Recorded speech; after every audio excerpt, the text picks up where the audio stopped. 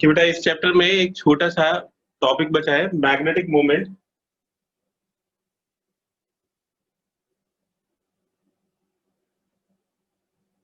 Magnetic moment of a revolving electron.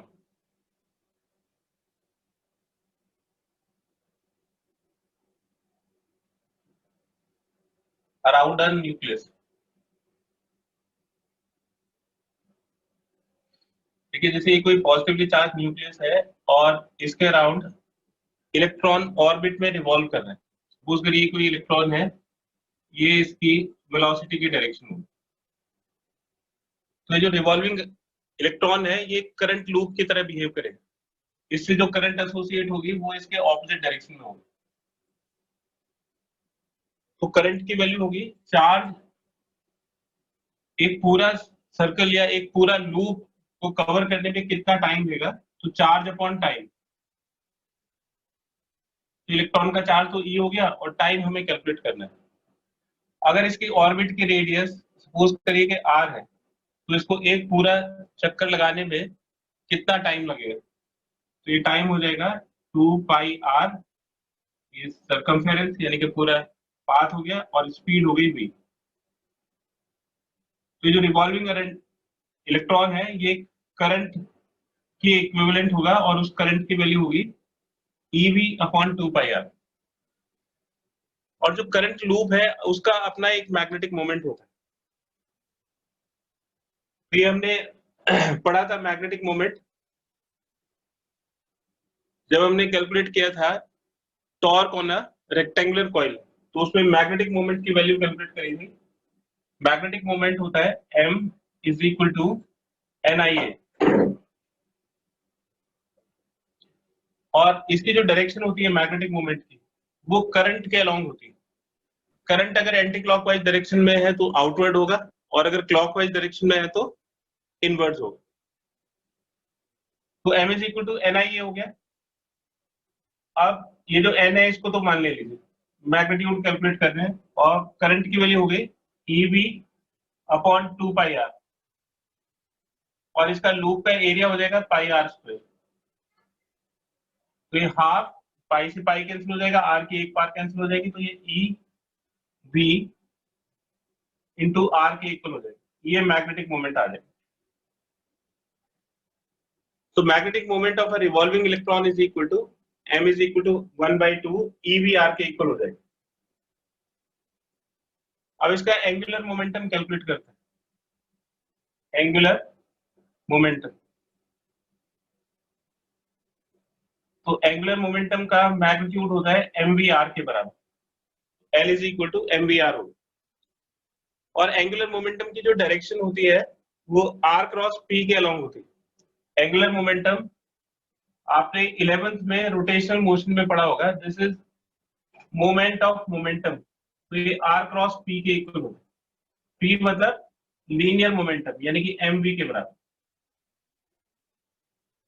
तो जो angular momentum है वो R क्रॉस MV के इक्वल होगा। इलेक्ट्रॉन के लिए, पॉजिटिव चार्ज के लिए एंगुलर मोमेंटम और मैग्नेटिक मोमेंट दोनों सेम डायरेक्शन में होते हैं, और नेगेटिव चार्ज के लिए एंगुलर मोमेंटम और मैग्नेटिक मोमेंट दोनों ऑपोजिट डायरेक्शन में होंगे। तो एंगुलर मोमेंटम हो गया MVR के बराबर। अब एक टर्म और उसमें होता है gyro magnetic ratio.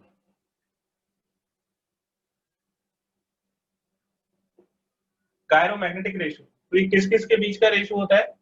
Magnetic moment और एंगुलर मोमेंटम का रेशियो।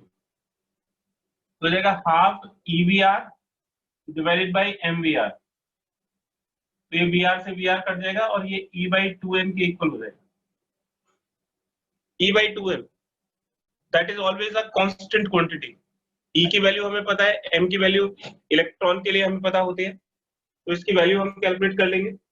E हो जाएगा 1.6 इंटू 10⁻⁻19, और M हो जाएगा 9.1 इंटू 10⁻⁻31।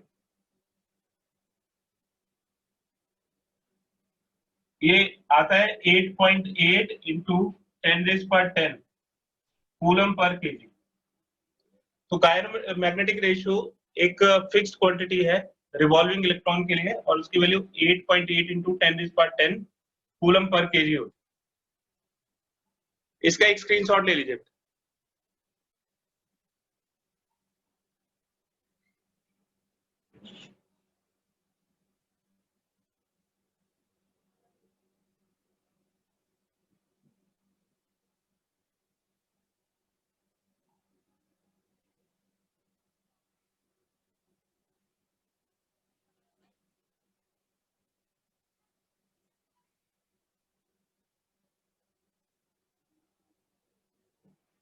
जो बायोमैग्नेटिक रेशियो है M/L is equal to E/2m। इससे हम M और L का रेशियो कैलकुलेट करते हैं, तो ये E/2m इंटू L के इक्वल होगा। इसका जो वेक्टर नोटेशन होता है वो M vector is equal to minus E/2m into L vector के इक्वल। तो इससे ये हमें पता लगता है कि जो मैग्नेटिक मोमेंट वेक्टर है इलेक्ट्रॉन के लिए, उसकी डायरेक्शन एंगुलर मोमेंटम के ऑपोजिट डायरेक्शन में होती है। कोई पॉजिटिव चार्ज अगर इसी तरह से रोटेट कर रहा होता है, रिवॉल्व कर रहा होता है, तो मैग्नेटिक मोमेंट और एंगुलर मोमेंटम दोनों सेम डायरेक्शन में होते हैं। तो ये इसका मैग्नीट्यूड हो गया, और हमें अगर इसकी वैल्यू निकालनी है मिनिमम, तो वो एल की मिनिमम वैल्यू के ऊपर डिपेंड करेगा। और according to Bohr's second postulate, L की जो वैल्यू होती है वो NH/2π के इक्वल होती है। ये एक नेसेसरी कंडीशन है ऑर्बिट की, कि इलेक्ट्रॉन्स की वही ऑर्बिट हो सकती है जिनका एंगुलर मोमेंटम H/2π के इंटीग्रल मल्टीपल के इक्वल होगा। तो अगर इसकी हमें मिनिमम वैल्यू कैलकुलेट करनी है, तो n को 1 रख देंगे, क्योंकि n की वैल्यू 1 से कम नहीं हो सकती, तो फर्स्ट ऑर्बिट में ये H/2π के इक्वल होता है। तो L की मिनिमम वैल्यू H/2π के इक्वल हो जाएगा। तो m मिनिमम हो जाएगा E/2m इंटू H/2π। तो ये हो गया EH/4πm। तो ये जो मैग्नेटिक मोमेंट की मिनिमम वैल्यू होती है, इसको हम बोलते हैं बोर्स मैग्नेटॉन। म्यू से इसको रिप्रेजेंट करते हैं, और ये बोर्स मैग्नेटॉन होता है।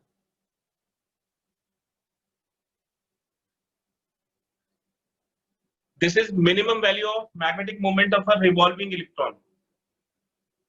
अब देखिए इसमें सारी चीजें कांस्टेंट है, तो इसकी वैल्यू हम डायरेक्टली याद रख सकते हैं। इसका फॉर्मूला भी आपसे पूछा जाता है, तो इन सब की वैल्यूज अगर पुट कर दी जाए, ये तो फॉर्मूला हो गया, और इसकी वैल्यू कैलकुलेट करेंगे।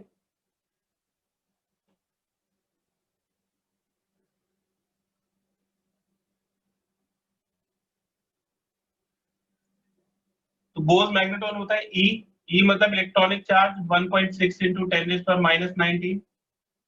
फिर h Bohr's Planck's constant 6.6 into 10⁻34।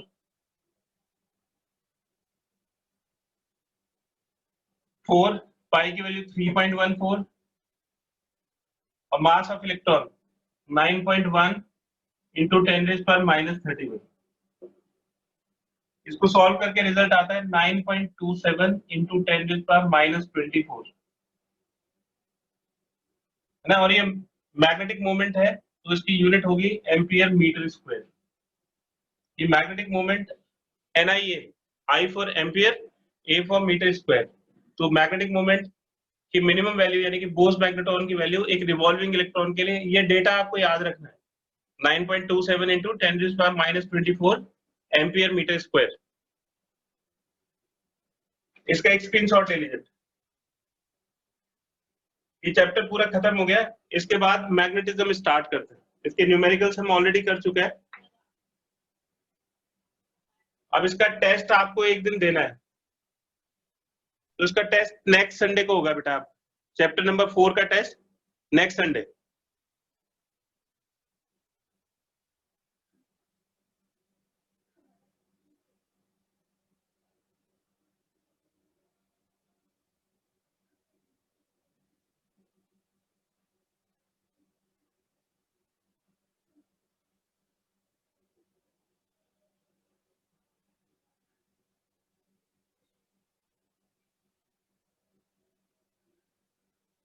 Natural magnetism.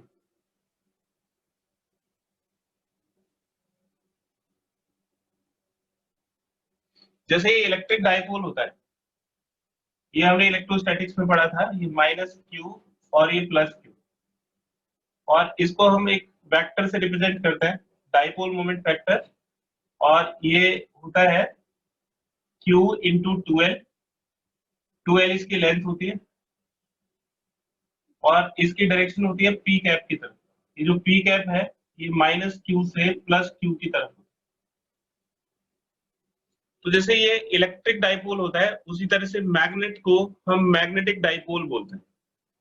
तो ये जैसे एक बार मैग्नेट है, तो इस बार मैग्नेट को हम मैग्नेटिक डाइपोल बोलेंगे। और मैग्नेटिक डाइपोल इसलिए बोलते हैं क्योंकि इसमें दो पोल्स होते हैं, एक नॉर्थ पोल और एक साउथ पोल। ठीक है, इन दोनों पोल्स के बीच की जो डिस्टेंस होती है इसको हम 2L से रिप्रेजेंट करते हैं, जिससे लेंथ ऑफ मैग्नेटिक डाइपोल। इसकी ज्योमेट्री अलग है, ज्योमेट्री का जो इसकी लेंथ है वो ज्यादा होती है, लेकिन जो मैग्नेटिक पोल्स होते हैं वो इसके थोड़ा सा अंदर होता है। तो उसकी जो लेंथ होती है वो 84% ऑफ ज्योमेट्रिक लेंथ होती है। तो अगर इस लेंथ को हम L से रिप्रेजेंट करें तो जो 2L है that is 84% of geometric length. तो जितनी इसकी टोटल लेंथ है, इसके जो पोल्स हैं उनकी पोजीशन 84% अंदर रहती है। तो जो साउथ पोल है और नॉर्थ पोल बिल्कुल ऐसे हैं जैसे नेगेटिव और पॉजिटिव चार्ज होता है। इसकी पोल स्ट्रेंथ को हम m से रिप्रेजेंट करते हैं, और इसकी पोल स्ट्रेंथ को माइनस m से रिप्रेजेंट करते हैं। तो ये m हो गया, ये माइनस m हो गया। तो जो स्मॉल m है दिस इज पोल स्ट्रेंथ। और जो पोल स्ट्रेंथ है मैग्नेट के पोल्स की, ये क्रॉस सेक्शन एरिया के ऊपर डिपेंड करता है, depends on cross section area. देखिए ये वाला जो एरिया है, ये एरिया, ये क्रॉस सेक्शन एरिया होगा।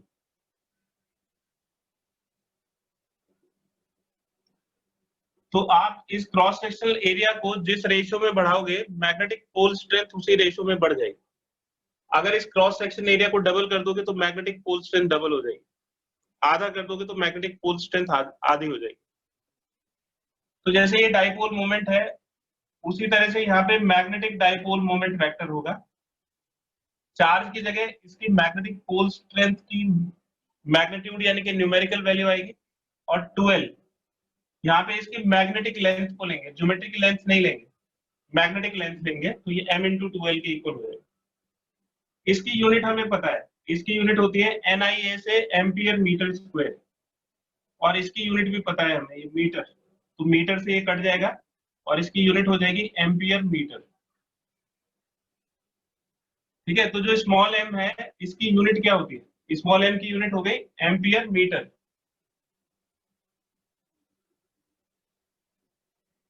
तो देखिए ये एम्पियर मीटर स्क्वायर, ये 2L हो गया मीटर, इससे इसको डिवाइड करिए तो ये एम्पियर मीटर स्क्वायर हो गया। तो एक तो इस चीज का ध्यान रखना है आपको कि जो पोल स्ट्रेंथ है वो क्रॉस सेक्शन एरिया के ऊपर डिपेंड करती है, और इलेक्ट्रोस्टैटिक्स के सारे फॉर्मूले याद रखना। अब देखिए मैं इसके फॉर्मूले लिखूंगा, इसमें आपको डेरिवेशन नहीं पूछे जाएंगे क्योंकि ये सारी चीज हम इलेक्ट्रोस्टैटिक्स में पढ़ चुके हैं। जैसे वहां पे डेरिवेशन होंगे वैसे यहाँ पे डेरिवेशन होंगे। तो इसमें इस वाले टॉपिक से आपको कोई डेरिवेशन नहीं पूछा जाएगा, सिर्फ फॉर्मूले आपको याद होने चाहिए। न्यूमेरिकल्स में वो फॉर्मूले पूछे जा सकते हैं। तो अब मैं इसमें कंपैरिजन दिखाऊंगा आपको, इलेक्ट्रिक डाइपोल से मैग्नेटिक डाइपोल का कंपैरिजन देखेंगे और उसके फॉर्मूले देखेंगे। तो सबसे पहला कंपैरिजन यही है कि जैसे इसका इलेक्ट्रिक डाइपोल मोमेंट वेक्टर होता है Q into 2L P cap, उसी तरह से ये मैग्नेटिक मोमेंट वेक्टर होता है M इंटू 2L। तो देखिए जो बार मैग्नेट होती है ना, ये जैसे कोई बार मैग्नेट है, ये एक लूप की तरह, एक सोलेनॉइड की तरह हो। तो अगर इसमें एंटी क्लॉकवाइज सेंस में करंट देखोगे तो इसका मैग्नेटिक फील्ड इस तरह से आएगा, और इसका मैग्नेटिक फील्ड भी इस तरह से आएगा। तो इसकी जो मैग्नेटिक फील्ड लाइंस है वो नॉर्थ पोल से निकलेंगी, साउथ पोल की तरफ जाएंगी। तो आप ये देख रहे हो कि ये जो मैग्नेटिक फील्ड है वो साउथ से नॉर्थ की तरफ होता है। तो जैसे इसकी पी कैप की डायरेक्शन माइनस क्यू से क्यू की तरफ होती है, उसी तरह से ये जो मैग्नेटिक मोमेंट वेक्टर है ये साउथ पोल से नॉर्थ पोल की तरफ होता है। तो जो साउथ पोल है वो इसके नेगेटिव पोल स्ट्रेंथ को डिनोट करता है, यानी कि माइनस m को डिनोट करता है, और जो नॉर्थ पोल है वो इसकी पॉजिटिव पोल स्ट्रेंथ को डिनोट करता है। तो नेगेटिव मतलब साउथ और पॉजिटिव मतलब नॉर्थ। तो बिल्कुल वही एनालॉजी है इसमें भी कि ये माइनस क्यू से क्यू की तरफ है तो ये साउथ पोल से नॉर्थ पोल की तरफ, साउथ पोल की स्ट्रेंथ को हम -m से डिनोट करते हैं और नॉर्थ पोल की स्ट्रेंथ को हम +m से डिनोट करते हैं। इसका एक स्क्रीनशॉट ले लीजिए।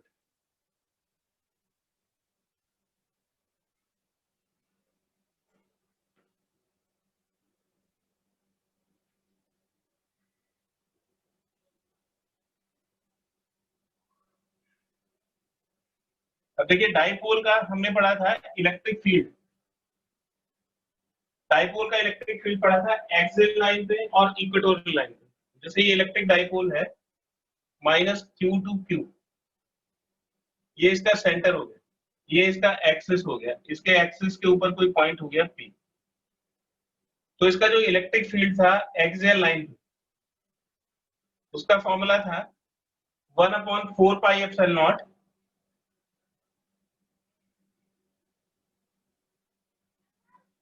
To PR divided by R² माइनस L² का होल स्क्वायर। ये इलेक्ट्रिक डाइपोल के लिए था। और जो शॉर्ट डाइपोल था, फॉर शॉर्ट डाइपोल, इसका फॉर्मूला क्या बन जाता है?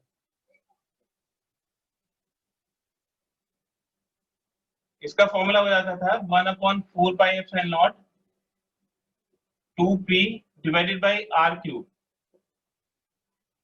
ठीक है, अब बिल्कुल देखिए कि इसको हम रिप्लेस करेंगे, ये जो डाइपोल है इसको हम एक मैग्नेट से रिप्लेस कर देंगे, ये मैग्नेट हो गया।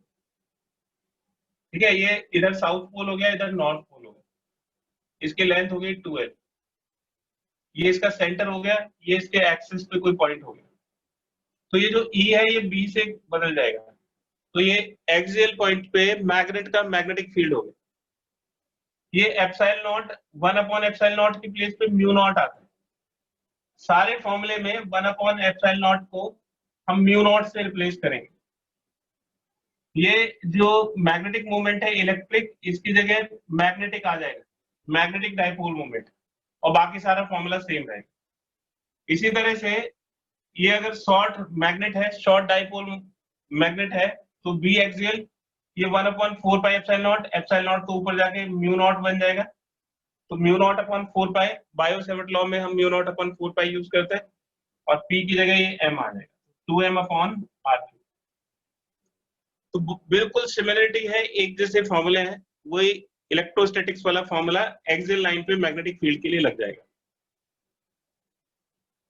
अब देखिए इक्वेटोरियल लाइन पे, अगर हम यहाँ पे इक्वेटोरियल लाइन पे इसका मैग्नेटिक इलेक्ट्रिक फील्ड निकालें, पहले इलेक्ट्रिक डाइपोल के लिए देख लेते हैं। तो इलेक्ट्रिक डाइपोल के लिए इक्वेटोरियल लाइन पे क्या फील्ड होता है? इलेक्ट्रिक फील्ड ये होता है 1/4 pi epsilon not, direction opposite हो जाती है और मैग्नीट्यूड हाफ हो जाता है, -m minus p divided by R² plus L² rays power 3/2। और शॉर्ट डाइपोल के लिए, और शॉर्ट डाइपोल ये हो जाता है 1/4 pi epsilon not minus p divided by R³। ठीक है, तो अगर आप एक मैग्नेट के लिए निकालोगे तो ये मैग्नेटिक फील्ड हो जाएगा, ये एप्सिलॉन नॉट म्यू नॉट हो जाएगा, और P की जगह m आ जाएगा। ठीक है, इसी तरह से एप्सिलॉन नॉट ऊपर जाके म्यू नॉट हो जाएगा, और ये P की जगह m आ जाएगा, और ये E की जगह B हो जाएगा। ठीक है, तो ये एक्सियल लाइन के लिए फॉर्मूला है, ये जनरल फॉर्मूला है, ये शॉर्ट डाइपोल के लिए, ये जनरल फॉर्मूला है, ये शॉर्ट डाइपोल के लिए, है ना। ये कौन सी कंडीशन है? जब L R के रिस्पेक्ट में बहुत छोटा है, और अगर कंपेरेबल डिस्टेंसेस है तो ये वाले फॉर्मूले लगाएंगे। तो बिल्कुल आपको कुछ नया याद नहीं करना है, बस एप्सिलॉन नॉट 1/एप्सिलॉन नॉट को म्यू नॉट से रिप्लेस करना है, P को m से रिप्लेस करना है, और E को B से रिप्लेस करना है। इसका एक स्क्रीनशॉट ले लीजिए।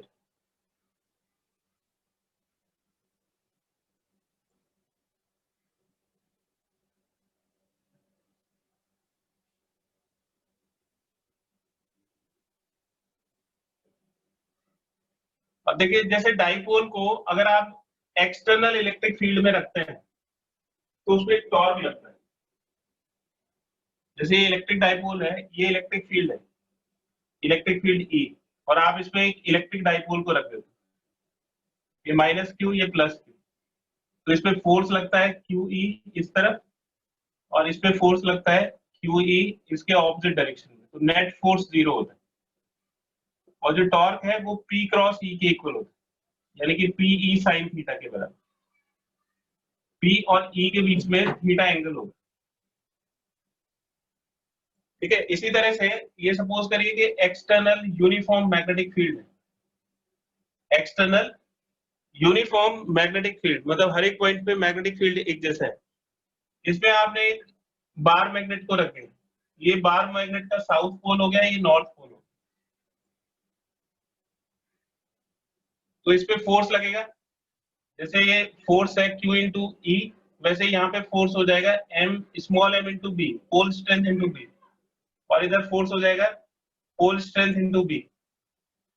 दोनों फोर्स एक दूसरे के ऑपोजिट है इसलिए नेगेटिव, तो इसमें नेट फोर्स 0 के इक्वल होगा। तो किसी भी इलेक्ट्रिक डाइपोल को अगर आप एक यूनिफॉर्म इलेक्ट्रिक फील्ड के अंदर रखते हो तो उस पर नेट फोर्स 0 लगता है। इसी तरह से किसी भी मैग्नेट को अगर आप एक यूनिफॉर्म मैग्नेटिक फील्ड के अंदर रखते हो तो उस पर नेट फोर्स 0 होता है, मतलब उसमें ट्रांसलेटरी मोशन पॉसिबल नहीं है।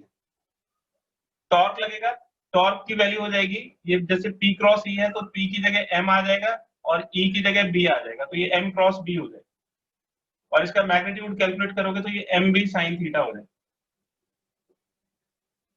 Torque is equal to MB sine theta. इसका एक स्क्रीनशॉट ले लीजिए।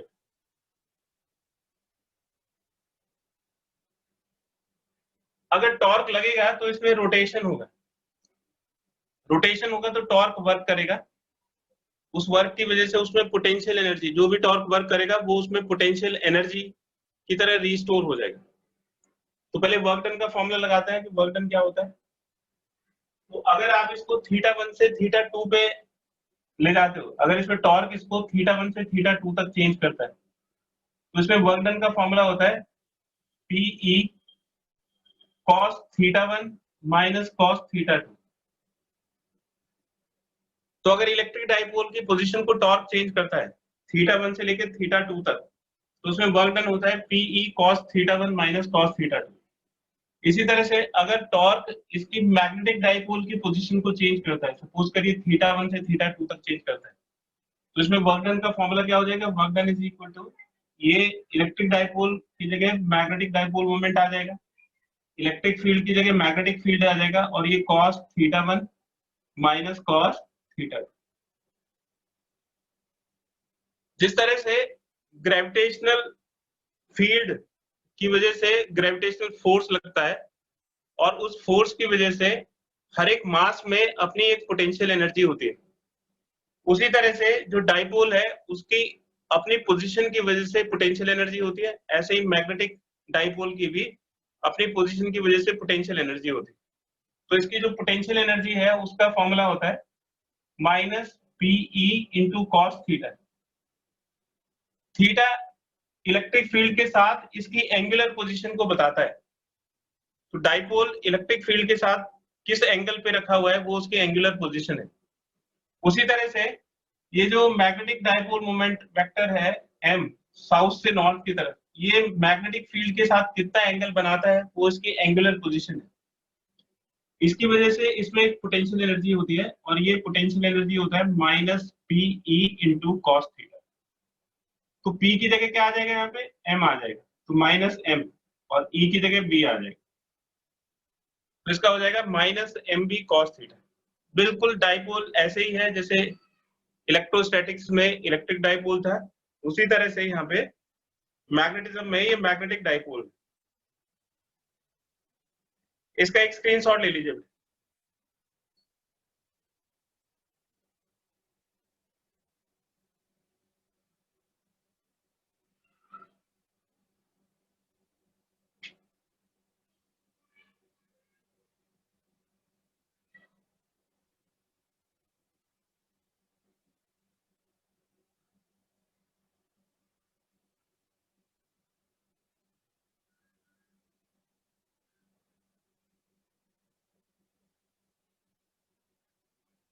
अब इसके बाद एक टर्म है इंटेंसिटी ऑफ मैग्नेटाइजेशन।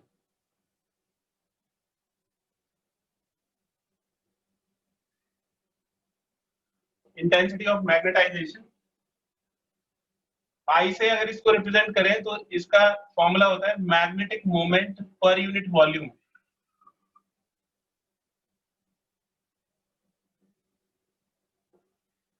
मैग्नेट के कितने वॉल्यूम के अंदर कितना मैग्नेटिक मोमेंट है उसके रेशियो को हम इंटेंसिटी ऑफ मैग्नेटाइजेशन बोलते हैं। तो मैग्नेटिक मोमेंट का फॉर्मूला क्या होता है, ये m और वॉल्यूम, तो m की वैल्यू तो हो गई m इंटू 2l और वॉल्यूम हो गया cross sectional area into length. देखिए जैसे ये कोई एक मैग्नेट है तो ये इसका क्रॉस सेक्शनल एरिया हो गया और ये इसकी लेंथ हो गई 2l, तो इसका जो वॉल्यूम है वो a इंटू 2l के बराबर हो जाएगा। तो ये इसमें कैंसिल हो गया, ये m बाई a के इक्वल हो गया। तो इंटेंसिटी ऑफ मैग्नेटाइजेशन का एक फॉर्मूला तो ये है मैग्नेटिक मोमेंट पर वॉल्यूम, और पोल स्ट्रेंथ के टर्म्स में इसका फॉर्मूला है m by a। m is magnetic pole strength और a हो गया क्रॉस सेक्शन एरिया। तो अब इसमें देखिए किस किस तरह के क्वेश्चन पूछे जाते हैं, इसके कुछ क्वेश्चन हम ट्राई करते हैं। अब magnet is bisected in 2 equal part, जैसे एक मैग्नेट है ये, इसको 2 इक्वल पार्ट में बाइसेक्ट करते हैं। ये हमने इसके 2 इक्वल पार्ट में इसको बाइसेक्ट कर दिया, तो ये इसके 2 पार्ट हो गए, एक पार्ट ये और एक पार्ट ये। आपको पता है कि मैग्नेटिक मोनोपोल्स एग्जिस्ट नहीं करते, आप इसकी कितने भी पार्ट करिए हमेशा एक नए नॉर्थ और साउथ पोल बन जाएंगे। तो आप देखिए कि इसके क्रॉस सेक्शन एरिया पे कोई फर्क नहीं पड़ा, अगर हम इसको ऐसे बीच से कट करते हैं तो क्रॉस सेक्शन एरिया सेम रहता है। इसका मतलब इसका जो मैग्नेटिक मोमेंट था m इंटू 2l, इसका एक पार्ट का मैग्नेटिक मोमेंट कितना हो जाएगा, ये इसके पोल स्ट्रेंथ में तो कोई फर्क नहीं पड़ा, पोल स्ट्रेंथ तो सेम ही रहेगा। आपको बताया था कि जो पोल स्ट्रेंथ है वो क्रॉस सेक्शन एरिया के ऊपर डिपेंड करता है, तो इसकी पोल स्ट्रेंथ नहीं बदलेगी। जो पोल स्ट्रेंथ इस बड़ी वाली मैग्नेट की रहेगी वही पोल स्ट्रेंथ इस छोटे वाली मैग्नेट की रहेगी, लेकिन इसका जो लेंथ है वो आधा हो गया, इसका लेंथ 12 था तो इसका लेंथ l हो गया, तो जो मैग्नेटिक मोमेंट है वो हाफ हो गया, यानी कि m डैश की वैल्यू m बाई 2 के इक्वल हो गई। आधे पार्ट की हम एक मैग्नेट की बात कर रहे हैं, तो अगर इसको काट के आधा कर दिया जाए तो जो आधा मैग्नेट होगा उसके पोल स्ट्रेंथ पे कोई फर्क नहीं पड़ेगा, पोल स्ट्रेंथ ऐसे ही रहेगा क्योंकि क्रॉस सेक्शन एरिया सेम रहेगा, लेकिन उसका जो मैग्नेटिक मोमेंट है वो हाफ हो जाएगा, m डैश m बाई 2 के इक्वल हो जाएगा। इंटेंसिटी ऑफ मैग्नेटाइजेशन, तो इंटेंसिटी ऑफ मैग्नेटाइजेशन होता है magnetic moment per unit volume. अब देखिए मैग्नेटिक मोमेंट आधा हो गया और ये वॉल्यूम भी आधा हो जाएगा, 2 से 2 कट गया। इंटेंसिटी ऑफ मैग्नेटाइजेशन पे कोई फर्क नहीं पड़ेगा क्योंकि दोनों चीजें आधी हो गई, ये m भी आधा हो गया, मैग्नेटिक मोमेंट भी आधा हो गया और वॉल्यूम भी आधा हो गया, तो इंटेंसिटी ऑफ मैग्नेटाइजेशन सेम रहेगा।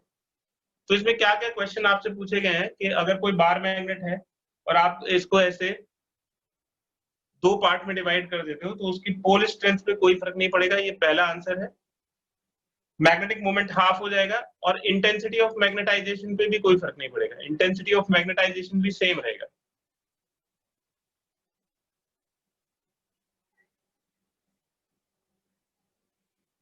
अब इसमें एक चीज चेंज करते हैं, इसमें क्या किया कि ये जो 2 पार्ट है इनको दोनों पार्ट को सेम पोलैरिटी के साथ एक दूसरे के ऊपर रख दिया। इसका सेकंड क्वेश्चन है कि आपने ये जो पहला पार्ट है ये नॉर्थ ये साउथ और ये नॉर्थ ये साउथ सेम पोलैरिटी के साथ दोनों को एक दूसरे के ऊपर रख दिया, तो अब सब चीजों पे बताइए m डैश, इसका जो क्रॉस सेक्शन एरिया है वो डबल हो जाएगा, ये a और ये a, तो इसका क्रॉस सेक्शन एरिया हो गया 2a, तो क्रॉस सेक्शन एरिया डबल हो गया इसलिए मैग्नेटिक पोल स्ट्रेंथ भी डबल हो जाएगी, यानी कि m डैश 2m के इक्वल हो जाएगा, क्योंकि आपको बताया था कि जो मैग्नेटिक पोल स्ट्रेंथ है वो क्रॉस सेक्शन एरिया के ऊपर डिपेंड करती है, तो क्रॉस सेक्शन एरिया डबल हो गया तो मैग्नेटिक पोल स्ट्रेंथ भी डबल हो गया। फिर उसके बाद आते हैं मैग्नेटिक मोमेंट, तो जो मैग्नेटिक मोमेंट है m डैश वो m dash into l dash के इक्वल हो जाएगा। तो m डैश की वैल्यू तो 2m के इक्वल हो गई और जो l डैश है वो 2l/2 के इक्वल हो गई। तो ये 2 से 2 कट जाएगा और ये m × 2l, यानी कि जो पुराने वाला मैग्नेटिक मोमेंट है उतना ही आ गया। तो अगर दोनों के एक दूसरे के ऊपर रख दोगे तो मैग्नेटिक मोमेंट पे कोई फर्क नहीं पड़ेगा, मैग्नेटिक मोमेंट सेम रहेगी। इंटेंसिटी ऑफ मैग्नेटाइजेशन, तो इंटेंसिटी ऑफ मैग्नेटाइजेशन यानी कि m dash divided by v dash, तो m डैश m के इक्वल है और वॉल्यूम भी सेम हो गया। जब दोनों पार्ट को जोड़ दिया तो वॉल्यूम भी सेम हो जाएगा, तो इंटेंसिटी ऑफ मैग्नेटाइजेशन भी सेम रहेगा। इसका एक स्क्रीनशॉट ले लीजिए। ये क्वेश्चन काफी पॉपुलर है, ये क्वेश्चन आपसे पूछे जाते हैं।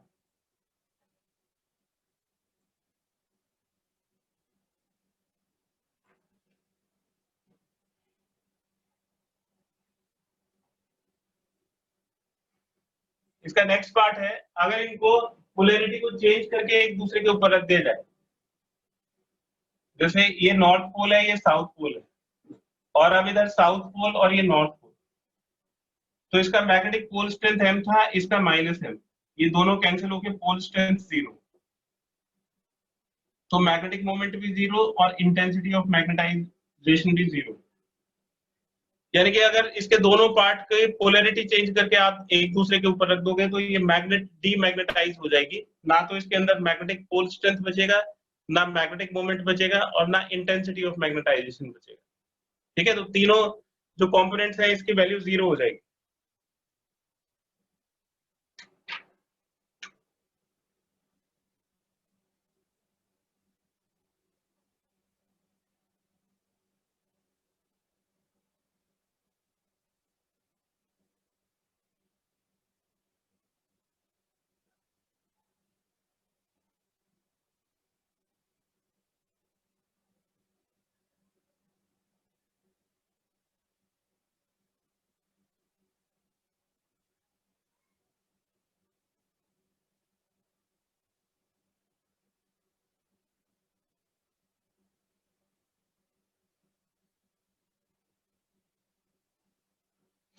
देखिए, इसका जो मैग्नेटिक फील्ड होता है उसका फॉर्मूला होता है μ0 × Ni, और जो n है ये n/l के इक्वल हो, यानी कि number of turns per unit length. तो अगर इसके मैग्नेटिक फील्ड को हम इस वाले मैग्नेटिक फील्ड से कंपेयर करें, तो जो एक लॉन्ग सोलेनॉइड है वो बिल्कुल एक बार मैग्नेट की तरह होती है। तो long solenoid is equivalent to a bar magnet. तो अगर हम इसको कंपेयर करें इससे, इसके मैग्नेटिक फील्ड को B = μ0, तो इसकी जगह जो टर्म लिखेंगे उसको H बोल, ठीक है। तो अगर इसका मैग्नेटिक फील्ड आप निकालते हो तो ये B0 = μ0 × H होगा। तो स्पेस के अंदर मैग्नेटिक फील्ड μ0 × H के इक्वल होगा। ये वाला जो टर्म है H0, ये हो गया B0/μ0। इस H को हम बोलते हैं magnetic intensity, magnetic intensity of the magnet. तो मैग्नेटिज्म के लिए ये जो मैग्नेटिक फील्ड है, ये जो मैग्नेटिक फील्ड है या ये वाला जो मैग्नेटिक फील्ड है, इस मैग्नेटिक फील्ड के लिए इसकी तो अगर करंट को बढ़ा दिया जाए, करंट को अगर हम इंक्रीज कर दे तो इसका मैग्नेटिक फील्ड बढ़ जाएगा।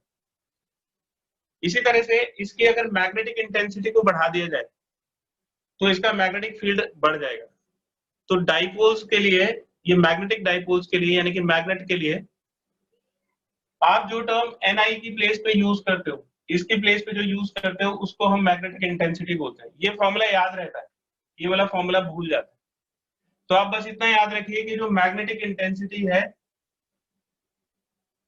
उसको हम Ni की प्लेस पे यूज करते हैं।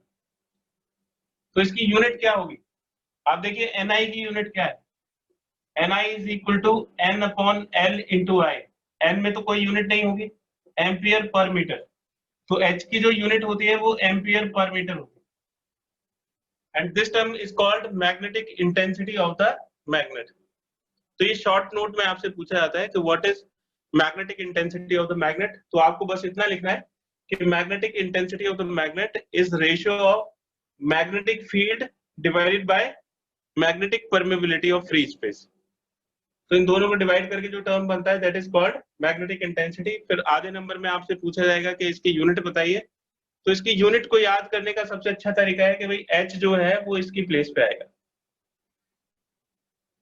एनआई की प्लेस पे, और एनआई की यूनिट होती है एम्पियर पर मीटर, इसलिए मैग्नेटिक इंटेंसिटी की जो यूनिट है वो एम्पियर पर मीटर हो जाएगा। इसका एक स्क्रीनशॉट ले लीजिए।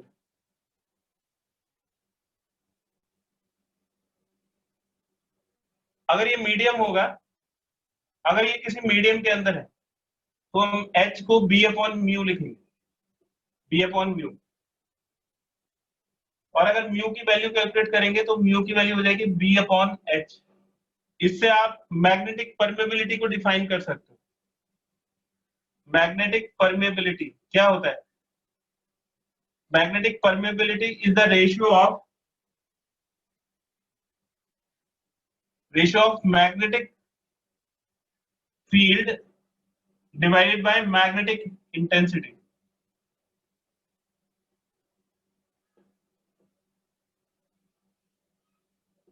ठीक है, तो magnetic permeability is ratio of B and H, और B not upon H not. अगर ये स्पेस में होगा तो H is equal to B not upon mu not होगा, और अगर किसी मीडियम के अंदर होगा तो B by mu. B is magnetic field in a medium and mu is that medium's permeability.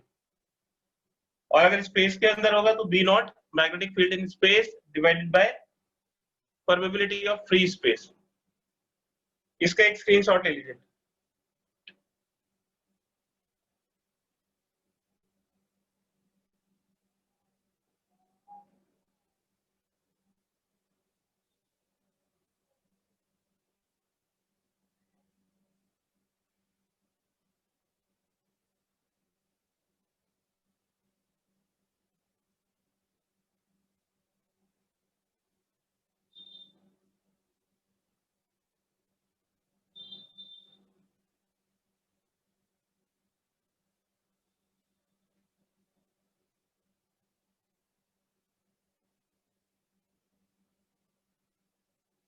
तो इसके बाद आता है रिलेटिव मैग्नेटिक परमेबिलिटी।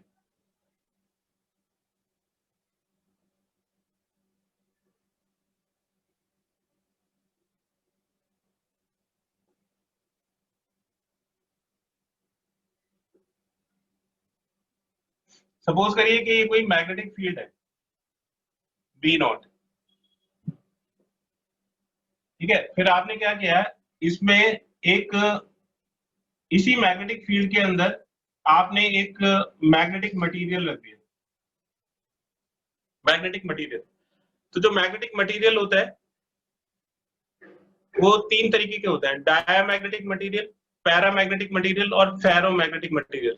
उसके अकॉर्डिंग मटेरियल के अंदर मैग्नेटिक फील्ड चेंज होता है, उसके अकॉर्डिंग मटेरियल के अंदर मैग्नेटिक फील्ड चेंज होता है। तो अगर external magnetic field B not है तो इसके अंदर जो मैग्नेटिक फील्ड है वो बी एम हो जाएगा।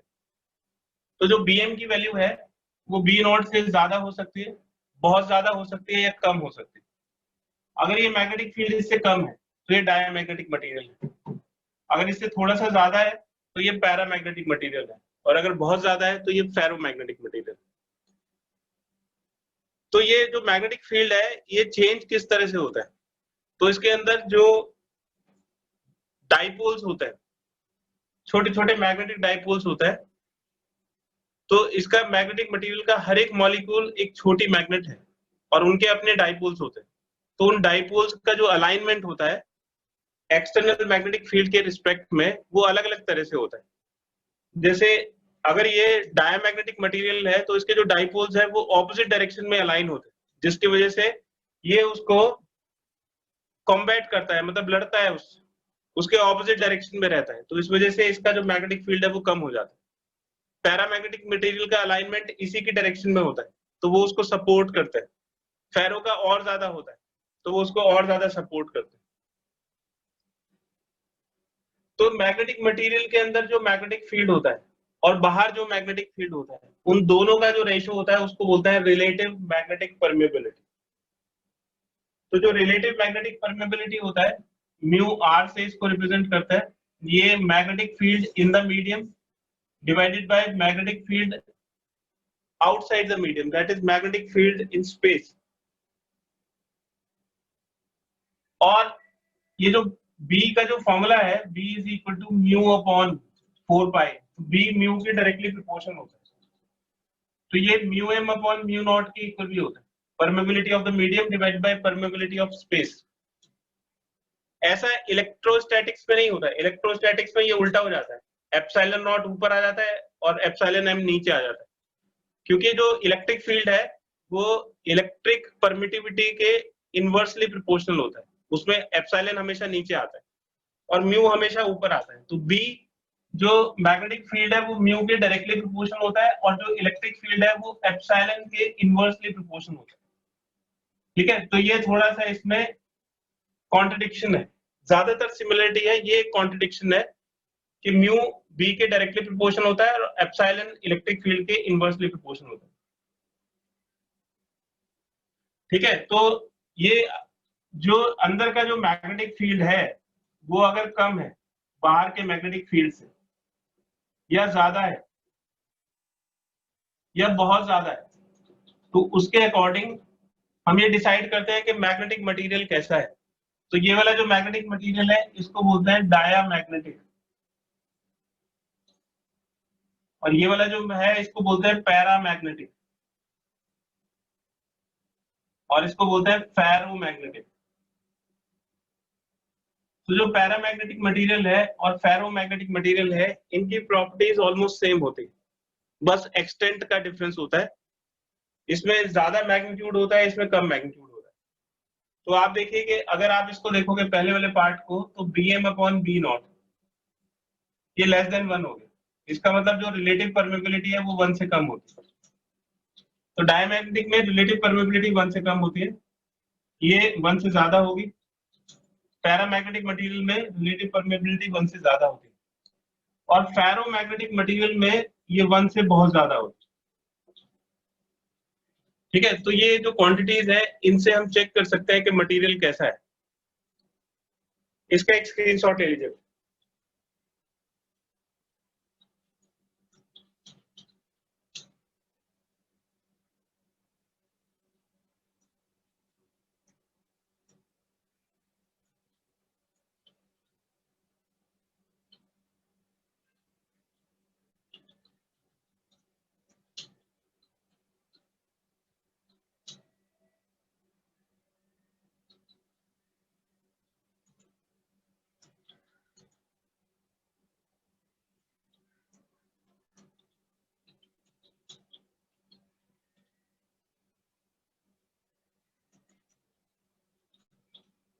मैग्नेटिक ससेप्टिबिलिटी,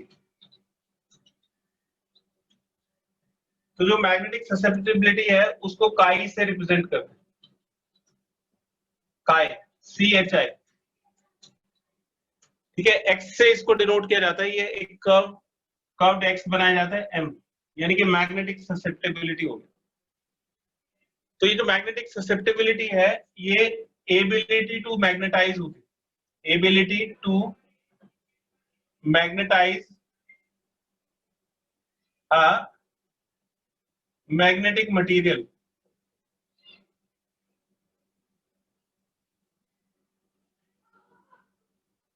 तो जो मैग्नेटिक ससेप्टिबिलिटी है उसके लिए एक कहानी सुनिए जरा। ये एक ग्राउंड है, ये ग्राउंड है और इसमें कुछ गधे घास चर रहे हैं, ये कुछ गधे हैं ये घास चर रहे हैं। ठीक है, अब इन्होंने देखा कि बहुत सारे गधे दौड़ते हुए आए और इस तरफ चले गए, तो ये गधे भी इस तरफ दौड़ने लगे। ये प्रॉपर्टी है फेरोमैग्नेटिक मटेरियल की। ये जो गधे इस तरफ दौड़ रहे हैं ये एक्सटर्नल मैग्नेटिक फील्ड है, और ये गधे भी इनके साथ दौड़ने लगे, ये इंडक्शन हो गया, यानी कि इसके साथ साथ एक गधों का जो मैग्नीट्यूड है वो बढ़ गया है। ऐसे ही मैग्नेटिक फील्ड है, अगर ये गधे उल्टे दौड़ने लगे, ऐसे दौड़ने लगे, तो इसका मैग्नीट्यूड घट जाएगा, मतलब इनकी जो स्ट्रेंथ है वो घट जाएगी। ये डायमैग्नेटिक मटेरियल है, तो इसका जो टर्म है इसको समझिए कि पहले एक्सटर्नल मैग्नेटिक फील्ड नहीं है, ये सिर्फ मैग्नेट है और इसका जो मैग्नेटिक फील्ड है वो म्यू नॉट H है। ठीक है, तो H इसमें मैग्नेटिक इंटेंसिटी हो गई। अब इसमें क्या हुआ कि आपने इसको एक मैग्नेटिक फील्ड के अंदर रख दिया, और सपोज करिए कि फेरोमैग्नेटिक मटेरियल है, तो इसका जो मैग्नेटिक फील्ड है वो म्यू नॉट H प्लस आई हो जाएगा। इसको बोलते हैं intensity of magnetisation. This is called intensity of magnetisation.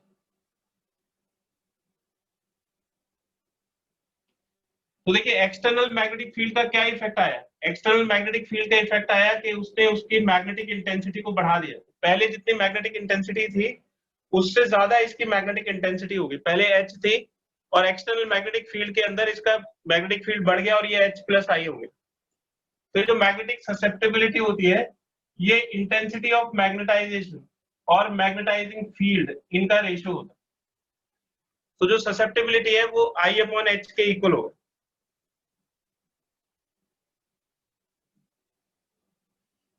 तो अगर हम इसका मैग्नेटिक फील्ड कैलकुलेट करें कि भाई B जो है वो म्यू नॉट H प्लस आई के इक्वल है, और इसमें से अगर H को कॉमन ले लिया जाए तो ये 1 प्लस I/H हो जाएगा,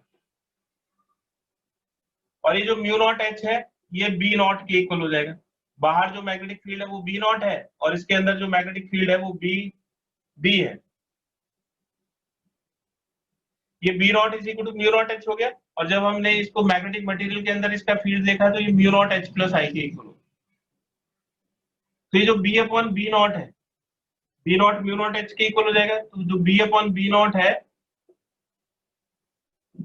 B/B नॉट ये किसके इक्वल हो जाएगा, 1 प्लस I/H के इक्वल हो जाएगा। तो ये जो एक्सटर्नल मैग्नेटिक फील्ड है ना, ये जो एक्सटर्नल मैग्नेटिक फील्ड है, इस मैग्नेटिक फील्ड को हम B नॉट से रिप्रेजेंट करें तो B not is equal to mu not H हो गया। ये जो है किसी दूसरी मैग्नेट की वजह से मैग्नेटिक फील्ड है, और इसके अंदर हमने एक मैग्नेटिक मटेरियल को रखा तो उसके अंदर जो मैग्नेट है, मैग्नेटिक फील्ड है वो इससे ज्यादा हो जाएगा अगर ये पैरामैग्नेटिक या फेरोमैग्नेटिक है। तो B/B नॉट किसके बराबर हो जाएगा, 1 प्लस I/H के इक्वल हो जाएगा। ये I/H किसके इक्वल है, ससेप्टेबिलिटी के इक्वल है, और B/B नॉट ये परमेबिलिटी होता है, रिलेटिव परमेबिलिटी। तो जो रिलेटिव परमेबिलिटी है उसकी वैल्यू क्या हो जाएगी, relative permeability is equal to 1 plus magnetic susceptibility. तो जो मैग्नेटिक ससेप्टेबिलिटी है वो हो जाएगा μr-1। ठीक है, तो ये एक बड़ा इंपॉर्टेंट डेरिवेशन है आपका, मैग्नेटिक ससेप्टेबिलिटी और रिलेटिव परमेबिलिटी का रिलेशनशिप। तो देखिए डायमैग्नेटिक मटेरियल के लिए 1 से कम होता है, इसलिए ये नेगेटिव हो जाएगा। ये 1 से कम, 1 माइनस करोगे तो नेगेटिव आ जाएगा। तो डायमैग्नेटिक मटेरियल के लिए ससेप्टेबिलिटी नेगेटिव होती है। पैरामैग्नेटिक मटेरियल 1 से थोड़ा सा ज्यादा होता है तो ये पॉजिटिव होगा, लेकिन इसकी वैल्यू कम रहेगी, छोटी वैल्यू रहेगी। और फेरोमैग्नेटिक मटेरियल के लिए ये 1 से बहुत ज्यादा रहता है, इसलिए ये पॉजिटिव रहेगा और 0 से काफी बड़ा होगा।